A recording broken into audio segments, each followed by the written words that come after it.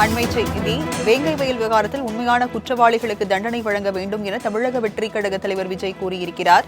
உயர்நீதிமன்றத்தின் நேரடி கண்காணிப்பில் சிறப்பு புலனாய்வு குழு விசாரணை நடத்தப்பட வேண்டும் என்று தமிழக வெற்றிக் கழக தலைவர் விஜய் கூறியிருக்கிறார். அதனை அண்மை செய்தியாக பார்க்கிறோம். மேலும் வருங்காலங்களில் இதுபோன்ற ஒரு கொடுஞ்செயல் நிகழாத வண்ணம் நடவடிக்கை எடுக்க வேண்டும் என்றும் தமிழக வெற்றிக் கழக தலைவர் விஜய் கூறியிருக்கிறார். அதனை அண்மை செய்தியாக பார்க்கிறோம்.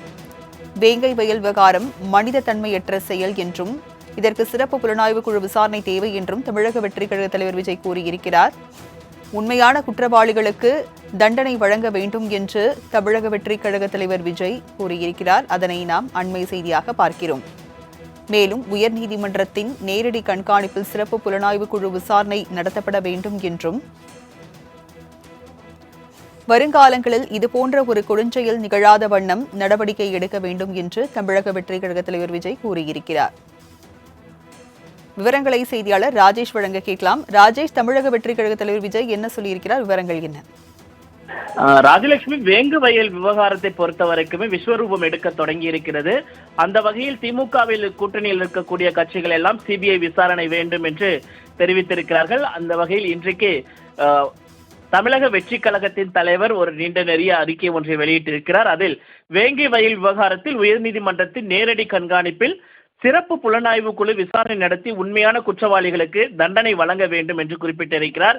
ஒரு விசாரணையின் முடிவுகள் கேள்விக்கு உள்ளாக்கப்படுகின்றன எனில் அவற்றை மறு விசாரணைக்கு உட்படுத்துவது எவ்வித தவறும் இல்லை என்றும், வேங்கை வயல் விவகாரத்தில் குற்றம் செய்தவர்கள் என்று குறிப்பிடப்படுபவர்கள் குறித்து பல்வேறு கருத்துக்கள் எழுந்துள்ளன என்று குறிப்பிட்டிருக்கிறார். மேலும் குறை காணவே இயலாத நடுநிலையான பார்வையுடன் இந்த விவகாரத்தில் உண்மையான குற்றவாளிகள் கண்டுபிடிக்கப்பட்டு தண்டிக்கப்பட வேண்டும், பாதிக்கப்படுவோருக்கு உரிய நீதி வழங்க வேண்டும், அதன் மூலம் மக்களுக்கு சரியான நீதி வழங்கப்பட்டது என்ற நம்பிக்கை ஏற்பட வேண்டும் என்பதே இந்த விவகாரத்தில் தமிழக வெற்றிக் கழகத்தின் நிலைப்பாடு என குறிப்பிட்டிருக்கிறார்.